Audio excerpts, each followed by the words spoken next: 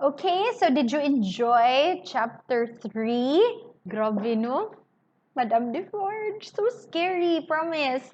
Okay, so now I'm at chapter 4, Common Storm. Dr. Manette did not return until the morning of the fourth day of his absence.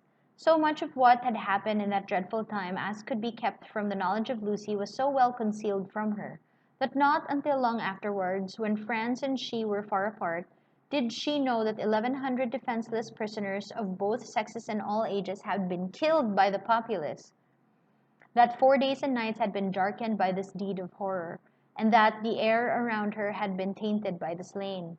She only knew that there had been an attack upon the prisons, that all political prisoners had been in danger, and that some had been dragged out by the crowd and murdered. So the prisoners now at La Force were basically nobles and anybody who had ever been a royalist. Royalist meaning loyal to the king and the queen.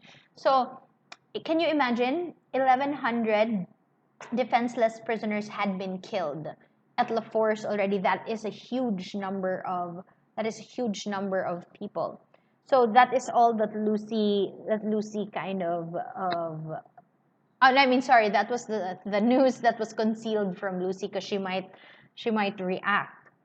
To Mr. Lorry, the doctor communicated under an injunction of secrecy on which he had no need to dwell that the crowd had taken him through a scene of carnage to the prison of La Force, that in the prison he had found a self-appointed tribunal sitting, before which the prisoners were brought singly, and by which they were rapidly ordered to be put forth to be massacred. Do you remember the scene in Batman? Katong Dark Knight ba to?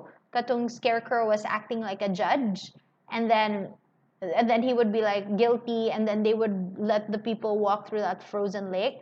That tribunal really, I think Dark Nolan took a lot of inspiration from A Tale of Two Cities, because even the ending of Batman, they quoted from A Tale of Two Cities, and I cried so hard. And then after that, so the tribunal scene there was very much like this one, okay? That presented by his conductors to this tribunal, he had announced himself by name and profession as having been for 18 years a secret and unaccused prisoner in the Bastille. That one of the bodies so sitting in judgment had risen and identified himself, and that this man was Defarge, okay? Defarge was his former servant, and then one of the judges was Defarge, so he was like, oh yeah, Doc. Hi, Doc.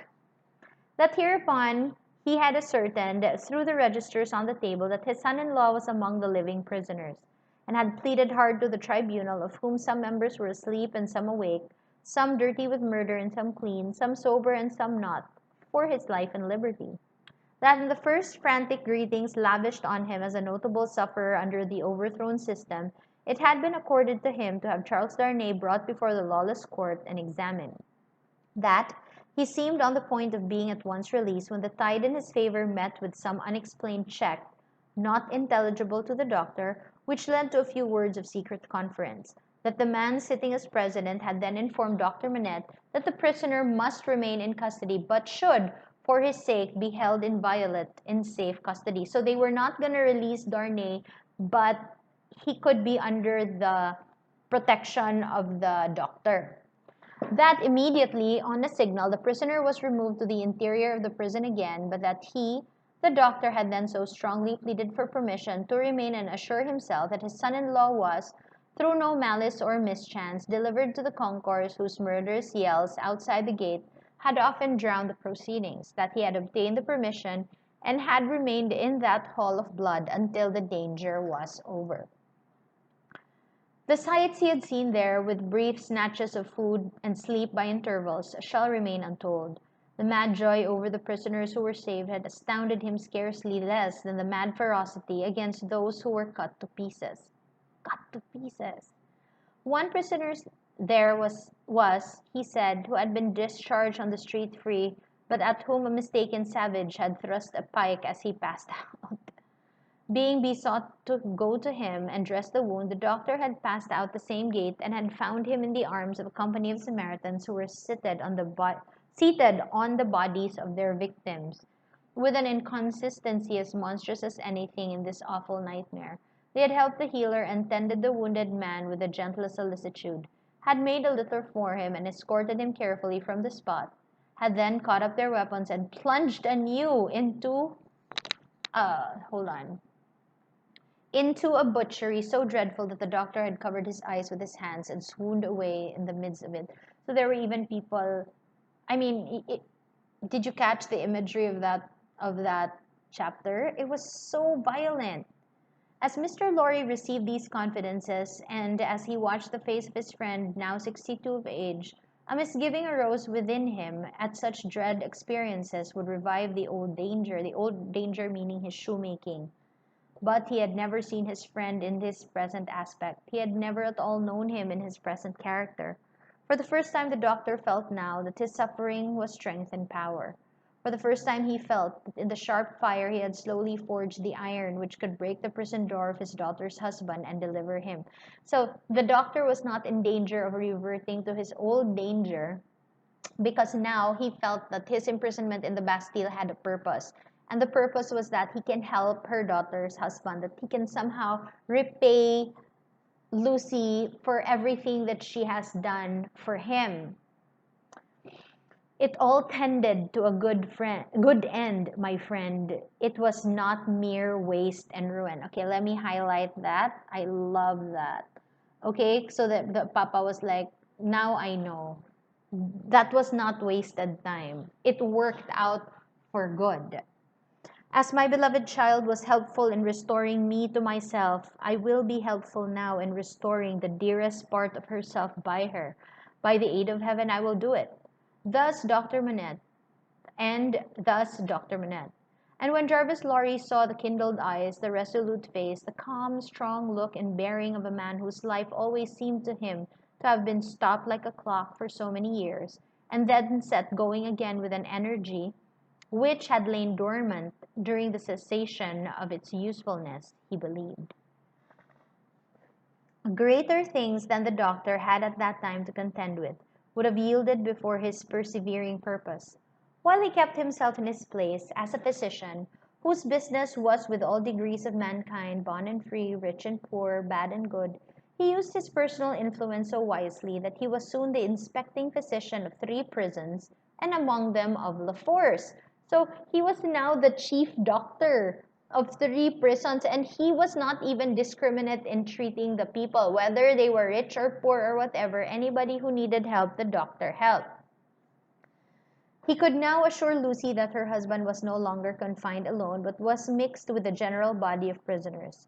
He saw her husband weekly and brought sweet messages to her, straight from his lips. Sometimes her husband himself sent a letter to her, though never by the doctor's hand. But she was not permitted to write to him, for among the many wild suspicions of plots in the prison, the wildest of all pointed at emigrants who were known to have made friends or permanent connections abroad. This new life of the doctor's was an anxious life, no doubt. Still, the sagacious Mr. Lorry saw that there was a new sustaining pride in it. Nothing unbecoming tinged the pride. It was a natural and worthy one, but he observed it as a curiosity. The doctor knew that up to that time his imprisonment had been associated in the minds of his daughter and his friend with his personal affliction, deprivation, and weakness. Now this was changed, and he knew himself to be invested through that old trial with forces to which they both looked for Charles's ultimate safety and deliverance. He became so far exalted by the change that he took the lead and direction and required them as the weak to trust to him as the strong.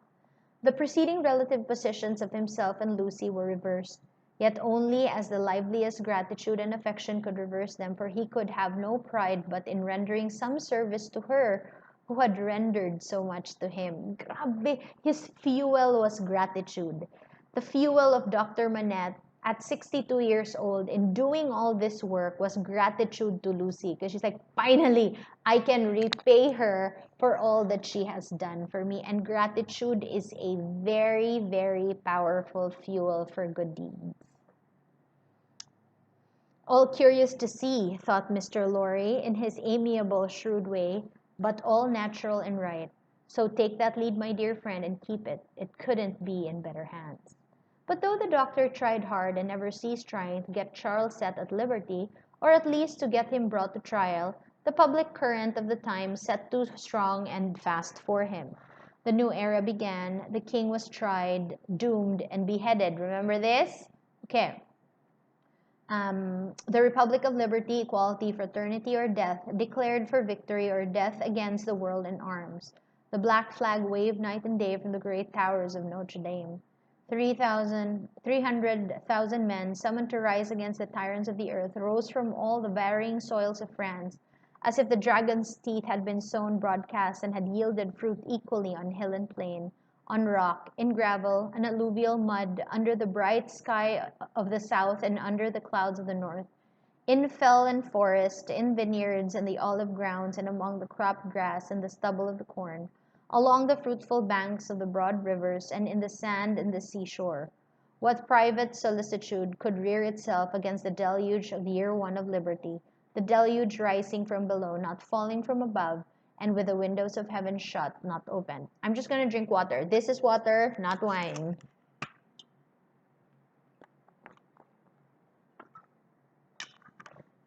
There was no pause, no pity, no peace, no interval of relenting rest, no measurement of time. Though days and nights circled as regularly as when time was young, and the evening and morning were the first day, other count of time there was none. Hold of it was lost in raging fever of a nation, as it is in the fever of one patient. Now breaking the unnatural silence of a whole city, the executioner showed the people the head of the king. And now, it seemed almost in the same breath, the head of his fair wife. Remember, Louis and Marie Antoinette were both beheaded, which had had 8 weary months of imprisoned widowhood and misery. It turned to gray. And yet, observing the strange law of contradiction which obtains in all such cases, the time was long, while it flamed by so fast. So even if the stretch of time was long, it seemed so quick. A revolutionary tribunal in the capital, and 40 or 50,000 revolutionary committees all over the land, a law of the suspected which struck away all security for life or liberty, and delivered over any good and innocent person to any bad and guilty one, prisons gorged with people who had committed no offense. So it's very ironic that the people were now committing the same crime that was committed to them. So many people were imprisoned before with no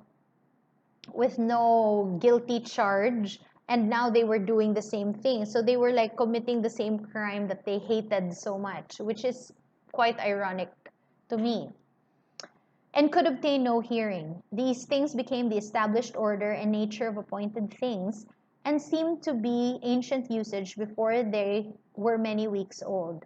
Above all, one hideous figure grew as familiar as if it had been before the general gaze of the foundations of the world, the figure of the sharp female called La Guillotine. Remember her, Madame La Guillotine? It was the popular theme for jests. It was the best cure for headache.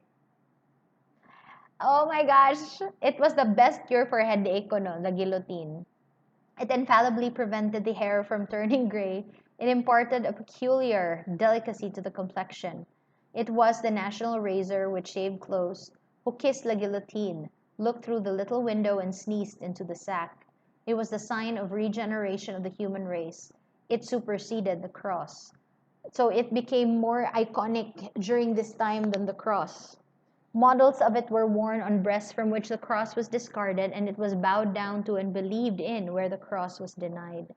It sheared off heads so many that it, and the ground it most polluted, was a rotten red gross. So there was red blood floating in Paris already. It was taken to pieces like a toy puzzle for the young devil. It was put together again when the occasion wanted. It hushed the eloquent, struck out the powerful, abolished the beautiful and good. 22 friends of high public mark, 21 living and 1 dead. It had lopped the heads off in one morning in as many minutes. The name of their strong man of old scripture had descended to the chief functionary who worked it, but so armed he was stronger than his namesake and blinder, and tore away the gates of God's own temple every day.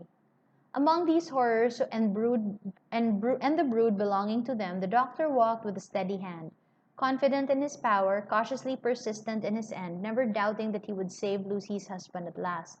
Yet the current of the time swept by, so strong and deep, and carried time away so fiercely, that Chard had laid in prison 1 year and 3 months.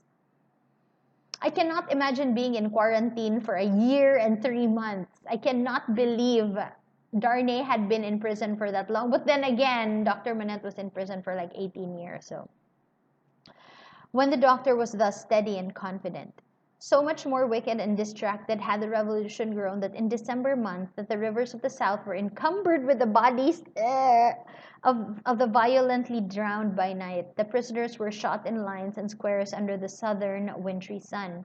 Still the doctor walked among the terrors with a steady hand. No man better known than he in Paris in that day, no man in a stranger situation, silent, humane, indispensable in hospital and prison, using his art equally among assassins and victims. He was a man apart. In the exercise of his skill, the appearance and the story of the Bastille captive removed him from all other men. He was not suspected or brought in question any more than if he had been recalled to life some 18 years before, or were a spirit moving among mortals. Okay, so that was a quiet chapter, not so action packed. Ing Ong will read The Wood Sawyer, and then I will see you again in Triumph. Okay, till then.